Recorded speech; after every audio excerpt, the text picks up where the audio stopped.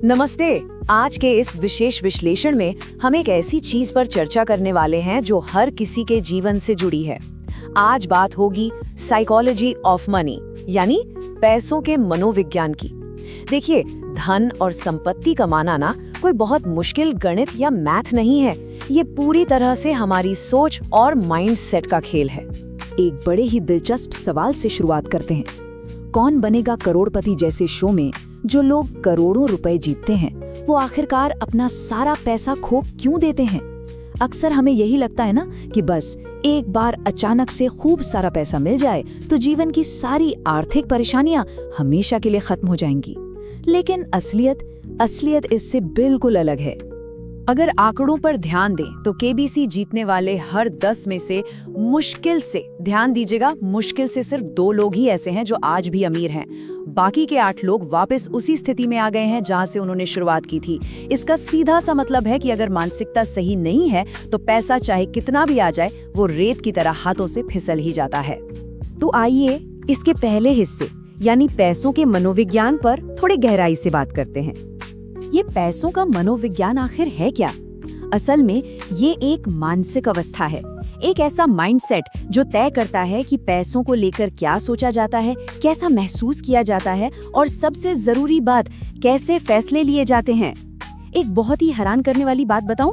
अगर आज दुनिया का सारा पैसा हर एक इंसान में बिल्कुल बराबर बांट दिया जाए तो कुछ ही समय बाद वो सारा पैसा घूम फिरकर वापस उन्हीं गिने चुने लोगों के पास लौट जाएगा जो पहले से अमीर थे, क्योंकि उनकी मानसिकता उस पैसे को दोबारा आकर्षित करना जानती है। इस बात को रिच डैड पुअर डैड की मशहूर कहानी से बहुत अच्छी तरह समझा जा सकता है। एक तरफ है बहुत ज्यादा पढ़े लिखे डैड जो हमेशा पैसों की तंगी से जूझते रहते हैं, और दूसरी तरफ है सिर्फ 8वीं पास डैड जो करोड़ों की संपत्ति खड़ी कर देते हैं। ये उदाहरण बिल्कुल साफ कर देता है कि केवल डिग्रियां या किताबी ज्ञान इंसान को अमीर नहीं बनाते, बल्कि पैसों की सही समझ और एक बेहतरीन फाइनेंशियल माइंडसेट किसी को भी शून्य से शिखर तक ले जा सकता है। अब आते हैं इस विश्लेषण के दूसरे पहलू पर, डर और लालच। ये 2 ऐसी भावनाएं हैं जो हमेशा रास्ता रोकती हैं। सबसे पहले बात डर की। बचपन से ही ना हमारे आसपास के माहौल से मन में पैसों को लेकर कई तरह की बातें बिठा दी जाती हैं, जैसे पैसा तो बुरी चीज है या आम लोग कभी अमीर नहीं बन सकते। इस तरह की सोच मन में एक गहरा डर पैदा कर देती है और नतीजा, लोग इसी डर के एक कंफर्ट जोन में अपनी पूरी जिंदगी काट देते हैं और कभी कुछ बड़ा हासिल करने की कोशिश ही नहीं करते। और दूसरी तरफ क्या है? लालच का जाल। सोचिए, एक नई नौकरी मिलती है, फिर अक्सर साथ काम करने वालों से सैलरी की तुलना शुरू हो जाती है। दूसरों से बेहतर दिखने की एक अजीब सी होड़ लग जाती है और इसी लालच में आकर धड़ल्ले से क्रेडिट कार्ड्स और पर्सनल लोन लिए जाने लगते हैं और अंत में जीवन भर के लिए ईएमआई के भयानक जाल में फंस जाते हैं। ये पूरा का पूरा चक्रव्यूह सिर्फ और सिर्फ अपने इमोशंस पर नियंत्रण न होने के कारण बनता है। देखिए, अमीर दिखने और असल में अमीर होने में जमीन आसमान का फर्क है। समाज को इम्प्रेस करने के लिए सिर्फ दिखावे के लिए महंगी गाड़ियां और बड़े घर भारी भरकम लोन पर लेना, ये अमीर बनने का तरीका बिल्कुल नहीं है। असल में ये सारी उम्र गरीबी में जीने का एक पक्का रास्ता है। तो अब सवाल उठता है कि सही रास्ता क्या है? यही बात आती है हमारे तीसरे पॉइंट की, निवेश की मानसिकता। आम लोगों की भीड़ और एक प्रोफेशनल निवेशक के बीच एक बहुत बड़ा अंतर होता है। आम लोग अक्सर बिना किसी रिसर्च के बस टीवी न्यूज़ देखकर घबरा जाते हैं, अफवाहों पर भरोसा कर लेते हैं या अनुमान लगाकर बाजार में पैसा लगा देते हैं। जब बाजार गिरता है तो डर के मारे सब कुछ बेच दिया जाता है। पर एक प्रोफेशनल निवेशक, वो बिल्कुल अलग ढंग से सोचता है। वो हमेशा अपनी खुद की रिसर्च, एक ठोस प्लानिंग और लंबे समय के लक्ष्यों पर भरोसा करता है। और इस प्रोफेशनल सोच के पीछे ना एक बहुत बड़ा मनोवैज्ञानिक कारण है। मनोवैज्ञानिकों के शोध के अनुसार 10,000 रुपए कमाने से मन को जितनी खुशी मिलती है, ध्यान दीजिएगा, 10,000 रुपए का नुकसान होने पर इंसान को उससे 2 गुना दर्द होता है। ये ह्यूमन साइकोलॉजी है और लोग बस इसी दर्द से बचने के चक्कर में घबराहट में आकर गलत फैसले ले बैठते हैं।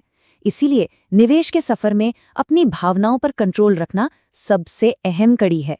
एक असली निवेशक की कुछ खास आदतें होती हैं जो उसे अलग बनाती हैं। पहली बात, वो हमेशा लंबे समय के लक्ष्य तय करता है। बाजार के उतार चढ़ाव में भावनाओं में नहीं बहता। वो डॉलर कॉस्ट एवरेजिंग जैसी तकनीकों का इस्तेमाल करता है, नियमित रूप से एसआईपी के जरिए निवेश करता है, और सबसे जरूरी बात, वो बाजार में कभी सट्टा या जुआ नहीं खेलता। चलिए अब चौथे और एक बेहद बुनियादी कंसेप्ट पर आते हैं, एसेट बनाम लायबिलिटी। इन दोनों के बीच के अंतर को बिल्कुल सरल शब्दों में समझते हैं। एसेट यानी संपत्ति, वो चीज है जो हमारी जेब में पैसा डालती है, जो पैसा कमा कर देती है। और दूसरी तरफ है लायबिलिटी यानी दायित्व।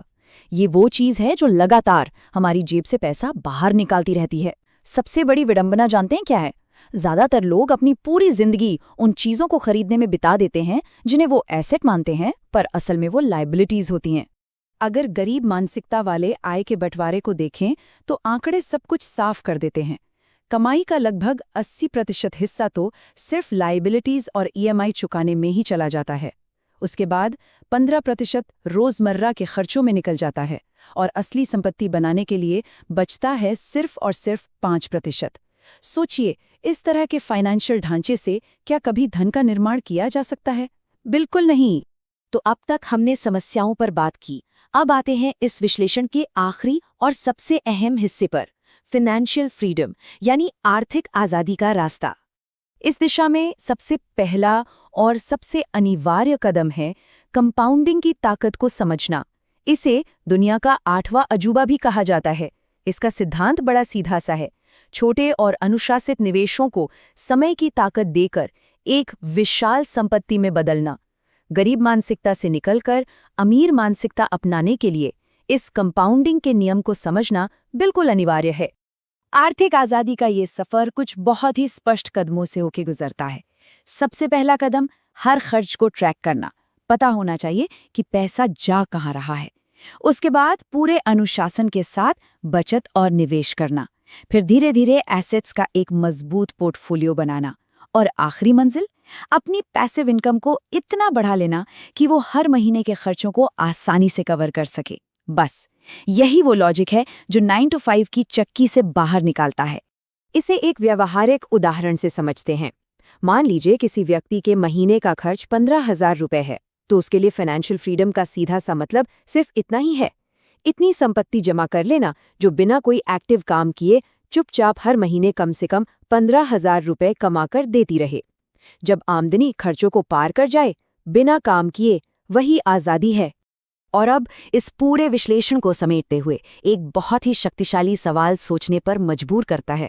जरा सोचिए, क्या अंतिम लक्ष्य समाज की नज़रों में सिर्फ अमीर दिखना है, या फिर सच्चे मायने में आर्थिक रूप से आज़ाद होना है? पैसों के मनोविज्ञान को समझना एक दिन का काम नहीं है, ये जीवन भर चलने वाली एक प्रक्रिया है। आज के इस विश्लेषण में बस इतना ही।